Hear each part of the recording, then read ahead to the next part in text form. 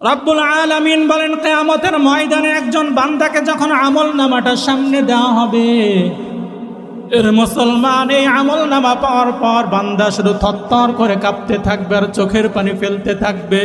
ওই হাসরের ময়দানে বান্দা চোখের পানি ছেড়ে দিয়ে বলবে, ও আল্লাহ, এটা কেমন আমলনামা!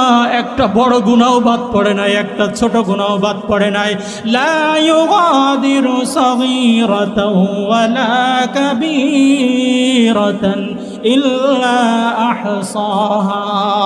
এরা মুসলমান আমলনামা পাওয়ার পর থরথর করে কাঁপতে থাকবা আর চোখের পানি ফেলতে থাকবা। ওই হাসরের ময়দানে কাঁপার পর আর চোখের পানি ফেলার পর কোনো উপকারে আসবে না। দুনিয়া থেকে যদি চোখের পানি ফেলে যেতে না পারো, দুনিয়ার থেকে যদি নিজের আমলটা নিজে গুছিয়ে নিয়ে যেতে না পারো, ওই হাসরের ময়দানে চোখের পানি ফেলতে হবে, কিন্তু ফলাফল পাওয়ার কোনো সুযোগ নাই।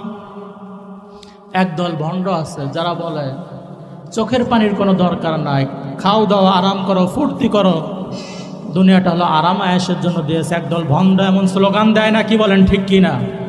এমন স্লোগান যারা দেয় খাঁটি মুসলমানদের তাদের সাথে কোনো সম্পর্ক থাকতে পারে না, কি বলেন ঠিক কি না?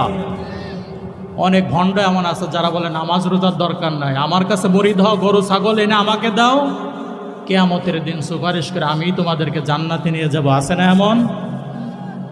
আমরা যারা মহেশপুরের মুসলমান, ওই ভণ্ডদের কথায় কান দেওয়ার কোনো সুযোগ নাই, কি বলেন ঠিক কি না?